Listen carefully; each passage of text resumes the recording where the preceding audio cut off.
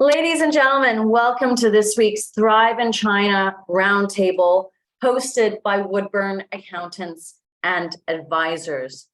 The Thrive in China Roundtable the objective of it is really to aid companies that are looking to export and sell in the Chinese market, as well as those who might be doing sourcing, service-oriented activities, to give them a little bit of guidance on just generally speaking, how to do business in China, how to navigate the Chinese business waters, and ultimately how to succeed and thrive in that market.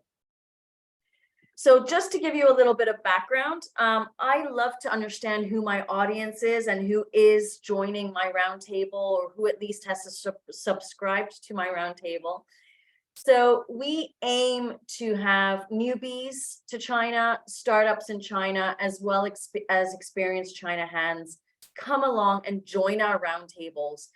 The best part of these roundtables really is the Q&A, particularly when it moves on to the WeChat platform, where we can ask people's experiences about that topic of that week. Newbies are those of you that have found an opportunity in China and are trying to explore and navigate and get yourselves educated. Startups are those of you that have been physically transacting in the Chinese market with or without an entity for about a year, 2-3 years, and you're looking to understand whether having an entity in China or getting to that next step is wise for you. And obviously the experienced China hands, love to have you guys on here because it always helps to have that additional experience being shared amongst the community. For those of you who do not know who I am, my name is Christina Kohler-Coluccia. I'm the head of business advisory at Woodburn Accountants and Advisors. I'm a leading expert on inbound investment to China. I have 18 years of experience in the Chinese corporate services and compliance sector. Our head office is based in Hong Kong, where my brother has now 23 years of corporate services and compliance experience, specifically in the Hong Kong market. What we do, we help companies, foreign invested companies, enter, grow, expand within the Chinese and Hong Kong market. And over the last 3, 4, 5 years, I have created Chinese administrative processes to simplify small, medium-sized companies' market entry into the Chinese market, but as well as putting in system processes to understand and gauge whether they are scaling up and growing in the market as well. And if you're interested in these administrative processes, we are offering them free of charge. You just have to enter your email address and you can get hooked up on them. You can go to our website at woodburnglobal.com. To find those resources. And before we start today's presentation, as a thank you for joining and watching this roundtable, I am offering viewers our free ebook on the 10 biggest mistakes companies make in China. If you are interested in obtaining a copy of this, email me at christina@woodburnglobal.com and I'd be very happy to provide you with a free copy. So let's get cracking on this week's roundtable, which is making sense of online content licensing in China. So the first chapter we're going to be looking at is website hosted outside of China. Now, a website hosted and operated from outside of China requires no specific licenses in China. China's internet regulations are not there to regulate the operation of foreign hosted websites. The Chinese internet regulators are only there to regulate what is happening and what is the regulators are there to regulate the actual websites that are physically hosted within the Chinese market. So for companies that continue to use their website outside of China, meaning the servers are outside of mainland China, be assured you are in a safe space, so you can decide what content you actually want to place on that website. You can decide in what language. Now, the downside to all of this, however, is that a website hosted outside of China which seeks to cater to the Chinese market and to Chinese individuals, may be subject to two specific challenges. One is increased slowness and dormancy when somebody in China opens that site. And the second is the potential of having China's Great Firewall acting as a true barrier to gaining access to those individuals. China's firewall is supposed to be centered on blocking any undesirable local and or foreign website. However, the standards for blocking sites are not transparent, and some sites may be readily available one day, but not available the next day. So there is a surefire way of thinking that there's going to be no stability to that site when it's hosted outside of China in China. Websites are particularly susceptible to the Great Firewall if they contain content that is deemed as politically or socially sensitive. So, for example, websites that appear to rely on Google APIs or resources may be difficult to access them from China, or a website may be blocked because it contains a specific word, which is an unpublished blacklist word within the filter of the Great Firewall. Restrictions tend to be tightest around the time of politically significant dates, like the Lianhua sessions, which are the big political sessions that happen every 2-3 years. So be aware of this. There are downsides to hosting your Chinese-related website outside of China. Now, for those of you that are marketing towards Chinese individuals that are not based in mainland China, absolutely no issues for you to use your website abroad, because the mainland Chinese individuals that you are looking to attract are not in mainland China. So that's absolutely fine. The downsides of hosting your website outside of China is if your true target market that you're trying to reach are based within mainland China. And remember, if you have any questions on any of these issues or topics, just type them into the chat box and we'll definitely get to that during the Q&A. Now, let's take a look at a website hosted inside of China. So compared to a website that's hosted outside of China, a local website hosted within China will be faster. It will be more stable for the end user. However, a website that is hosted within China is subject to full Chinese licensing regulations. And what we need to clarify for you today is what is the difference between an ICP license versus an ICP filing.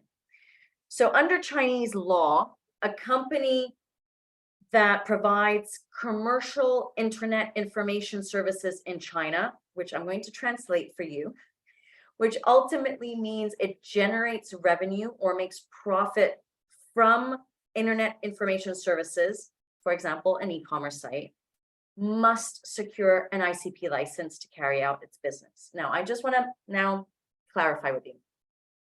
When we are making sense of online content licensing, what I am referring to is having your own website. I am not referring to the websites of e-commerce platforms like Tmall, like JD, like Koala. I'm not referring to any of these e-commerce sites because the owners of those e-commerce sites are required as well to go through these ICP license applications. What I am referring to is if you wish to have your own website in China, this is what you have to do and take into consideration when building that up and targeting then mainland Chinese individuals, okay? Or if you're in the B2B sector, targeting companies that are interested in your products or services, okay? So let me reiterate now the definitions. You need to have an ICP license if you are planning on having your own website in China that actually generates revenue or makes profit, i.e. it is your own shop, online shop, if you will, and there's a payment process on that website, you need to have an ICP license. Now, if your website, and this will be really the case for a lot of B2B companies, if your website is there to not make revenue, not generate revenue, it is actually an online showroom, if you will, to explain your company, explain what products you have, but you can't order on it, then you only have to do an ICP filing. Okay. Now, in both scenarios, the websites must have registered domains in China. So if you are planning on having a Chinese website that is hosted in China, it obviously means that the URL of that website is a .cn website, okay? So I just want to clarify that the domain itself is a Chinese domain, and hence it's hosted within China. In addition to that, when you are trying to apply for these ICP licenses or ICP filings, you do need to have a Chinese registered company to apply for that. That means that the Chinese company is going to be owning the domain within China and ultimately owning and hopefully operating the website that is then created within China and hosted within China as well, okay? There are restrictions in terms of who can, when I say who, I don't mean you need to have a Chinese registered entity. It is easier for a Chinese person who owns a company or even a Chinese individual to apply for an ICP license or an ICP filing than it is for a foreign invested company or a foreign individual, okay? So I just want to make that clear up front. There is this bias. It is easier with somebody who's Chinese versus somebody who is foreign. Now, typically, business models in China show that foreign investors that operate a commercial or e-commerce website, they typically have a Chinese national or a Chinese company set up a joint venture or a holding company where that structure then applies for the ICP license and is ultimately the owner of that ICP license. Now, these types of structures are called VIEs. They are vehicles for investment into China, where you have a silent Chinese partner, individual, or company that is helping you to make that application. But the ultimate beneficial owner, i.e. individual, is Chinese, okay? So I have one of the largest e-commerce platforms in China for vitamins, minerals, and all of this. They got their kickoff, their kickstart in China by having the cousin of an employee in the US register the ICP license, and they paid this individual a monthly fee for doing this service and owning this site. The downside to this structure, however, is that they are reliant that this individual does not ever backfire on them and say, I want more money, or I want to take full control, because ultimately on paper, they are the owner of that domain and they are also the owner of that site. The rules and regulations have become easier than 10, 15 years ago in that foreign invested companies as well as foreign individuals have had a success in applying the ICP license as well as the ICP filing. So this is definitely the route that I would recommend you to take initially to make sure that you've got control and ownership. Now, just to give you an example, this is actually the website of the Ministry of Information and Technology, to whom you apply for the ICP license and the ICP filings. Just to give you an example on their website, so you have an understanding of how it works, you can see at the bottom, I have highlighted in blue in a box where they have actually put their ICP number. So when you have your ICP registration, you are supposed to put it at the bottom, usually where in the Western websites you have copyright listed at the bottom. You usually put there, then underneath that, your ICP number and license to say that you've got this ICP approval, okay? Now, as I mentioned, the Chinese Ministry of Industry and Information Technology, MIIT, they issue the ICP license. The process with this government agency begins after you purchase your hosting. but before the hosting account is unlocked for you, meaning ultimately hosting is the domain. So you purchase the domain is actually not given to you or released to you that you can actually build your website until you've done your ICP applications. And you must submit your ICP application to the web host, which reviews them and then submits them to the provincial branch of the MIIT. And if the application is approved, the MIIT notifies the domain host who unlocks your account. By domain host, I'm also, another word that's used is domain registrar.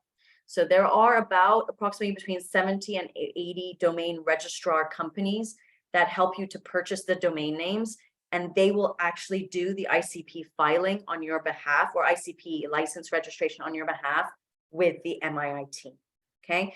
And once that account is unlocked, the hosting company is then going to talk to you saying you can now build your website, or you can use the domain against your website and connect it all, okay?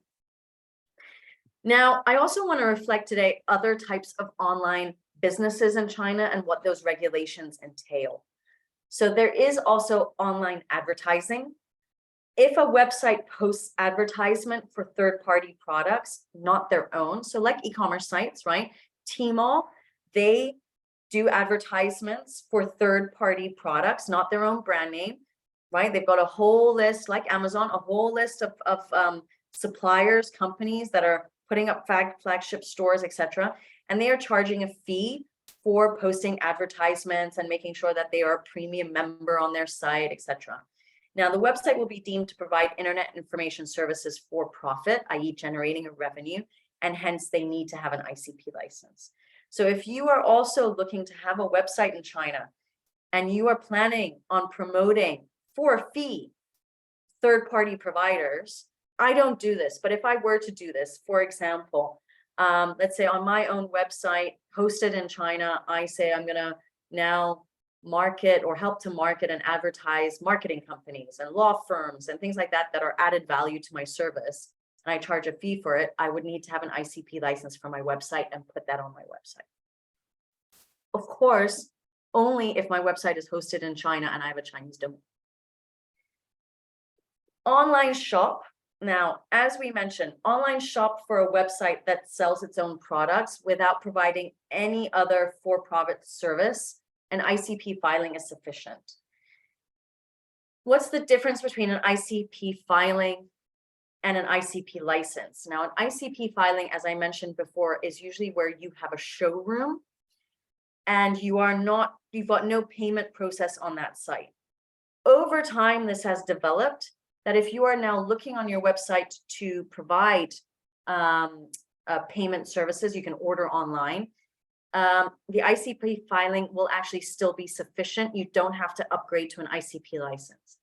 This is specific to certain cities in China. Shanghai is one of them. So if you started off with an ICP filing because you just have this online showroom and you want to upgrade it, you don't have to change your licensing procedure, okay? However, if you are planning on selling through your website third-party products, then you do have to upgrade yourself to get that ICP license. So the minute that you're starting to promote and sell other people's products, you need to make sure you've got that ICP license. So the next question I have for everyone is, are you looking to have a website hosted in China? Now, this is a debatable question, okay? It really depends on who your target market is. At Woodburn Accountants and Advisors, our target market is foreign international companies that are not yet in China. So our website is actually hosted outside of mainland China. It's hosted in Hong Kong, where our head office is based, which means that it is not prone to the Great Firewall, and people that are in the Western countries around the world, they can immediately have access to our website. And especially when they use the Western search engines like Yahoo, Google, we're very, very easy to find. If you would now be in mainland China, you would try to find us, that would be a little bit trickier because our website is hosted outside of China. This is a marketing strategy for us, okay, that we've decided to host it outside of China. You need to look now internally within your organization as to what are your short-term goals and what are your long-term goals by having your website in China. The first I want to offer this minor disclaimer. I am not a marketing company. I'm not a marketing strategist. This is something that you need to talk in-house with your marketing team, but also with your marketing providers in China to say, do we need a website for the Chinese market? Usually the answer will always be yes, you do. The next question is, where should it be hosted, inside or outside of China? Usually your marketing company will say, it would be really better that you have it hosted in China so we can gain more traction and you will have a faster return on investment, in which case you have to apply for that domain. And the next question thereafter says, you know, we're selling on Tmall, we're selling on JD, we're selling on all of these either other e-commerce platforms. We've got a WeChat mini program. Do we really need to sell via our own website, or could it just be a showroom and a type of brochure that people can get information, content on who we are, what we do, why they should buy our products, plus a display of what our products are, but they can't gain access to purchasing it. But there will be links everywhere leading them to Tmall, JD, etc., or vice versa, making it fully operational. Now, there's no right or wrong. I think it really comes down to the investment you're willing to put into this, the investment in terms of setting up this online shop, and then going through the trouble of doing these ICP applications, license applications, and not knowing, it's really an unknown whether you will succeed or not. And then going to that next strategy step of saying, we haven't succeeded. Do we get a silent partner to do that application and own it so that we have that option to operate on that site? Okay.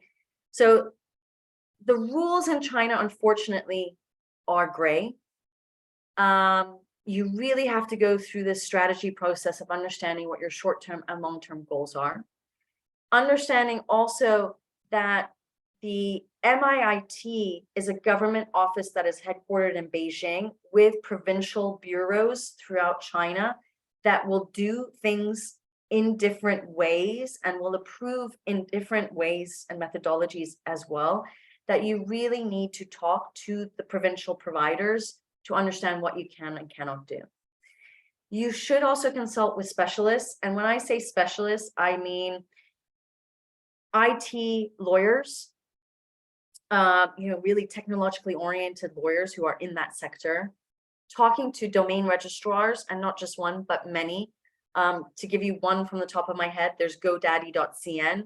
You know, GoDaddy is a global domain registrar. They also have operations in China where they register .cn domain names.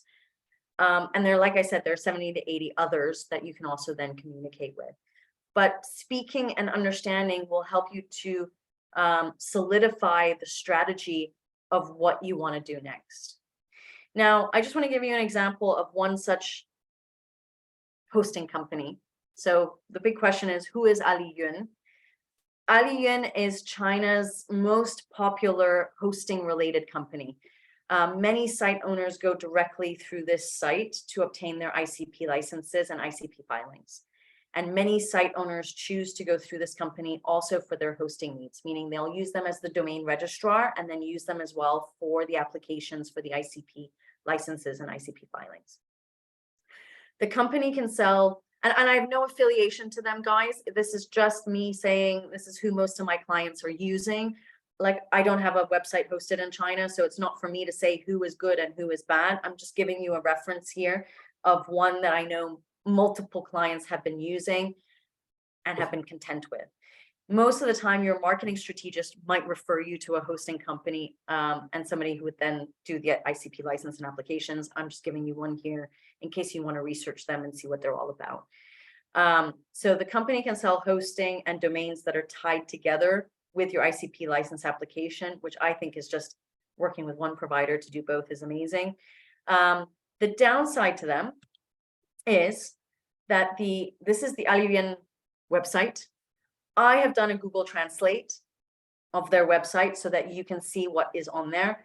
Like I said, they provide this whole ICP filing process and application service, but their entire website is in Chinese, okay? In addition to that, probably all of the senior staff only speak Chinese. This is a very local company, and you will probably find that a lot of the domain registrars are very local.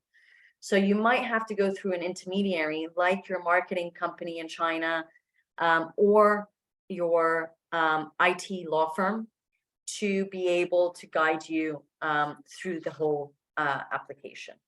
Okay. That is the end. I mean, I hope I provided you with insight in online contact licensing. You know, when you cut it down to the nitty-gritty details, sorry, it is really not that complicated. What I want people to take away from this, and I hope you have, but I do want to hear what your biggest takeaways were from today, is one, you know, think about whether you need a website in China. Two, where is that website going to be hosted, outside or inside? Understanding where are you selling your services or your products? Who is your target market? Is it consumers or is it B2B? Do you need to just have a showroom and therefore an ICP filing?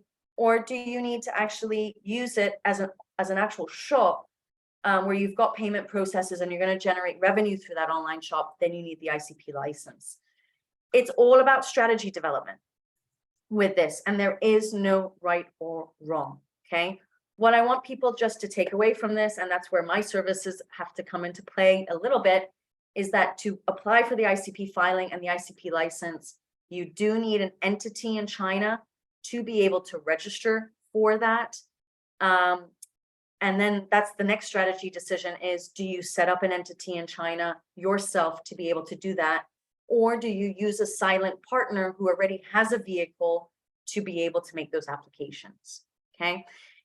On that section, that's where I can help you. So if you have this type of pain point to understand, for example, we're not ready to make a physical commitment in the market and set up our own entity, or we want to understand the pros and cons of setting up our own entity and what type of flexibility it might give us or what type of challenges it might give us, that is where Woodburn Accountants and Advisors can pop in and help you. So if you do want more advice for doing business in China or Hong Kong, if you do have pain points around your structure, whether you need an entity or not to actually hit your goals and objectives in China, that's where we come in. So if you want to have a 15-minute discovery call to see if we can help you with your pain points, you can book in a meeting, meetings.hubspot.com/Christina12. You can set up a meeting straight away with me. If you want to just take a photo of this slide, then you have the URL readily available. Or just email me at Christina@woodburnglobal.com, and we can organize then a meeting as well. Last but not least, obviously, those of you that are watching this live or watching it on replay, you are subscribed to the Thrive in China Roundtable. I just want to reiterate, the Roundtable is there to talk through, in very simple layman's terms, about issues and pain points that foreign investors deal with when going into China. This is our 4th episode in 2023. We have the entire 2022 recordings already up on our YouTube channel. And the previous 3 for 2023 are also up. So if you are subscribed, you'll get the recordings and can backtrack and whatnot.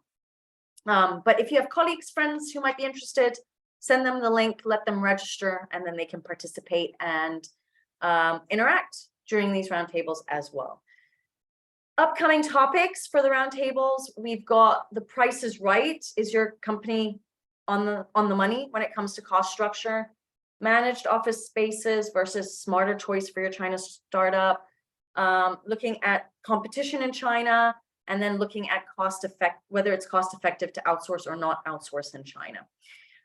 So as I mentioned, you guys are subscribed. You don't need to subscribe again. Just come in every Wednesday at 1 p.m. Central European time, and you can listen in or listen to the recordings. We will go on the Q&A right after this, but I do want to thank those of you that have joined live. Again, if you want to reach out to me, you can email me either at Christina@woodburnglobal.com or info@woodburnglobal.com. Head on to our website to learn more about what I do and what we do at Woodburn. And if you want to connect with me, we move the whole Thrive in China into a community on WeChat. So if you either want to chat with me, which by all means you can, just add me with KN Kaluchia. And if you type in Thrive in China, I will then connect you to the Thrive in China community as well. So again, thank you very much for joining. This was really short and sweet. If you've got any questions, place them in the chat box. I'm going to stop the recording. I always want the Q&As and discussions to be more private, and allow people the openness to know that they're not being recorded, so that they don't feel that there's a dumb question being asked. There's never a dumb question when it comes to China, but it just gives you the opportunity and freedom to discuss. So again, thank you very much. Hope to see you again next Wednesday. Take care and goodbye.